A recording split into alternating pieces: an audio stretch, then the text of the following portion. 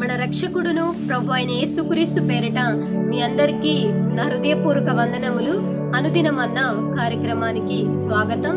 ఈ దినము దేవుడు మనకు అనుగ్రహిస్తున్న వాక్కు ఇర్మియా గ్రంథం 30వ అధ్యాయము 17వ వచనమును గనక మనం చదువుకున్నట్లయితే, వారు ఎవరును లక్ష్య పెట్టని సియోననియు వెలివేయబడినదనియు నీకు పేరు పెట్టుచున్నారు.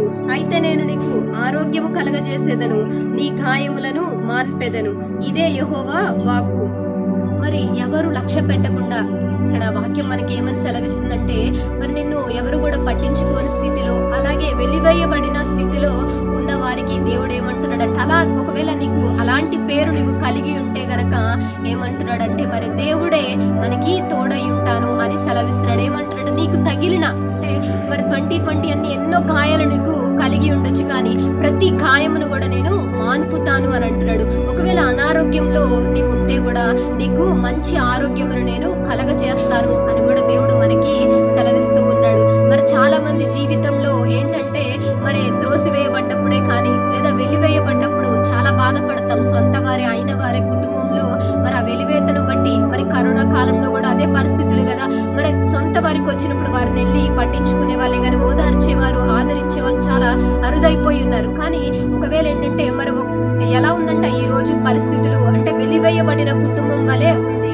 కానీ దేవుడు ఏమంటున్నాడంటే, నేను నీకు ఆరోగ్యం కలగజేస్తాను అని అంటున్నాడు. ఒకవేళ డాక్టర్స్ ఇంపాసిబుల్ అన్నప్పటికీ కూడా మన దేవుడు స్వస్థపరిచే దేవుడు అని అంటున్నాడు. నీకు తగిలిన ప్రతి ఒక్క గాయములన్నిటిని కూడా, మరి నిజమే గాయాలు మాన్పటానికి చాలా టైం పడుతుంది. కానీ ప్రతి ఒక్క గాయం అన్నిటిని కూడా మనుషుల వల్ల వచ్చిన నోటి మాటల వలన గాయమే కానీ, లేదంటే ఎదుర్కొన్న అవమానాలు, నిందలు, వాటన్నిటిని కూడా దేవుడు మరి సంవత్సరంలో నేను వాటన్నిటిని మాన్పివేస్తానని దేవుడు సెలవిస్తున్నాడు. ఎక్కడైతే నువ్వు త్రోసివేయబడ్డావో, మరి ఎక్కడైతే అవమానించబడ్డావో ఆ చోటనే దేవుడు నీకు మంచి ఆరోగ్యమును అనుగ్రహించి దేవుడు నిలబెడతానని దేవుడు సెలవిస్తున్నాడు అనమాట. మరి యూదుల జీవితంలో కూడా అంతే కదా, మరణకరమైన శాసనం వారి మీదకి వచ్చి ఉన్నదనమాట. మరి మొర్దెకై జీవితం కూడా త్రోసివేయబడిన జీవితమే. ఎప్పుడు రాజు గృహము దగ్గర అతను ఉన్నప్పుడు ఏంటంటే, ఆవరణంలో ఉన్నప్పుడు ఎవరు గుర్తించలేదు మొర్దెకై. ఎప్పుడైతే మరి ఎస్తేరు వీరు ప్రార్థించినప్పుడు, మరి ఉపవాసం ఉండి దేవుని సన్నిధిలో కనిపెట్టినప్పుడు దేవుడు మొర్దెకైని గొప్ప చేసి ఉన్నాడు. వెలివేయబడిన వారి జీవితముని దేవుడు వారికి తగిలిన ప్రతి గాయములన్నిటిని కూడా మాన్పి, ఎవరైతే వారిపై కుట్ర పన్ని ఉన్నారో మరి వారికే ఆ కీడు రావటానికి కూడా దేవుడు సహాయం చేసి ఉన్నాడు. హామాను ఏమైతే కోరి ఉన్నాడో, మరి ఇతరులకి నష్టం చేయాలని చెప్పేసి మరి అనుకున్నప్పుడు మొర్దెకైకి చేయాల్సిన కీడంతా కూడా మరి తనపైకే వచ్చి ఉన్నది. ఎందుకని? మొర్దెకై జీవితమే కానీ వారి యొక్క దాసత్వం అంటే వారి యొక్క జనుల పరిస్థితి అంతా కూడా వెలివేయబడిన కుటుంబం అంటే వెలివేయబడిన జనులుగా వాళ్ళు ఉన్నారు. కానీ దేవుడు మాత్రం వారిని విడిచిపెట్టలేదు.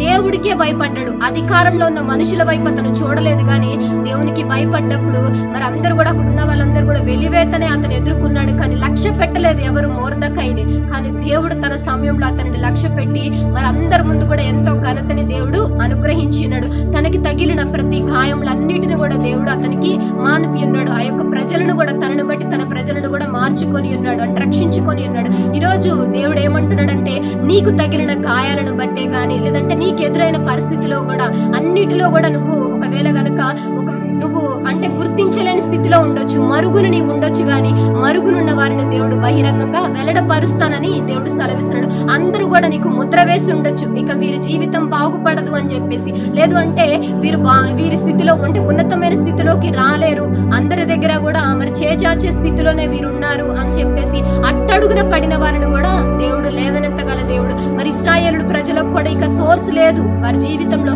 ఎంతగానో దాసత్వంలో మగ్గిపోతూ ఉన్నారు. అలాంటి వారిని దేవుడు విడిపించి మరే పాలు తేనెలు ప్రవహించే దేశానికి మరి నడిపించిన దేవుడు కదా. మరి అట్లాగే మంచి శ్రేష్టమైనవే దేవుడు మనకు అనుగ్రహిస్తానంటున్నాడు. కాబట్టి ఈ దినము నీకు ఎదురైన ఎలాంటి పరిస్థితులే కానీ, ఎవ్వరు నిన్ను పట్టించుకోపోయినా కూడా నిన్ను నేను పట్టించుకుంటానని దేవుడు సెలవిస్తున్నాడు. అట్లాగే నిన్ను మర్చిపోలేదని కూడా దేవుడు మనకి మాట్లాడుతూ ఉన్నాడు. కాబట్టి దేవుడు మనకు తోడుంటే చాలు, ఖచ్చితంగా కూడా శూన్యంలో సమస్తమును చేసే దేవుడు. కాబట్టి ఆ దేవుణ్ణి బట్టి మరి ధైర్యము కలిగి, గతంలో జరిగిన గాయములను బట్టి కానీ వాటిని తలంచక మరి వాటన్నిటిని కూడా మానుకుతానని దేవుడు సెలవిస్తున్నాడు. ఒకవేళ అనారోగ్య పరిస్థితితో నువ్వు బాధపడుతూ ఉండొచ్చు, కానీ ఆ అనారోగ్యమును కూడా దేవుడే విడిపిస్తానంటున్నాడు, ఆయన స్వస్థపరుస్తానంటున్నాడు. కాబట్టి దేవుని సహాయం కొరకు వేడుకుందాం. ప్రార్థనలో ఏకీభవించండి.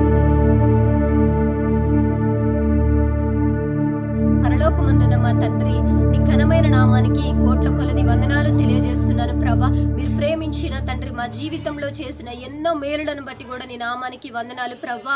ఆయా ఈ దినము ప్రతి బిడ్డను తండ్రి, వాక్యము విన్న ప్రతి బిడ్డని జ్ఞాపకం చేసుకోమని వేడుకొనిచ్చినాను దేవా. అయాగున తండ్రి, ఎవరి జీవితంలో అయితే త్రోసివేతని వెలివేయబడిన స్థితిలో వారు ఉన్నారో దేవా, ఆయా వారిని జ్ఞాపకం చేసుకోమని వేడుకొనిచ్చినాను తండ్రి. వారి గాయములను మీనే మాన్పమని వేడుకొనిచ్చినానయ్యా. ఆయా మంచి ఆరోగ్యమును ప్రతి బిడ్డకి కూడా మీరే అనుగ్రహించమని వేడుకొనిచ్చినాను తండ్రి. ఆయా ప్రతి బిడ్డ జీవితంలో ఉన్న తండ్రి దాసత్వ కాళ్ళ నుంచి విడిపించమని వేడుకొనిచ్చినాను ప్రభా. ఆయా నువ్వు దాచి ఉంచిన దేవని మెండైన దీవెనలు ప్రతి కుటుంబంలో కూడా మీరు ఆరంభించమని వేడుకొనిచ్చినాను దేవా. ఆయా నేడుతో ప్రతి బిడ్డ జీవితంలో ఉన్న బంధకాలన్నిటిని కూడా కొట్టివేసిన తండ్రి, ఆయా నీవు మాత్రమే శాశ్వత శోభాతిశయముగా ప్రతి ఒక్కరిని కూడా నిలబెట్టమని వేడుకొనిచ్చినానయ్యా. వారి దుఃఖమునకు ప్రభా ప్రతిగా మీరే రెట్టింపు ఘనతను అనుగ్రహించమని, ప్రతి బిడ్డ జీవితము వెలిగించబడి అనేక మందిని వెలిగించే వారిగా ఉండనట్లు సహాయము దయచమని, ఫలింపును అభివృద్ధిని దేవా ఈ సంవత్సరంలో మీరే అనుగ్రహించమని నజరేయుడైన యేసుక్రీస్తు నామం పేరిట అడిగి వేడుకొనుచున్నాం తండ్రి. ఆమెన్. God bless you.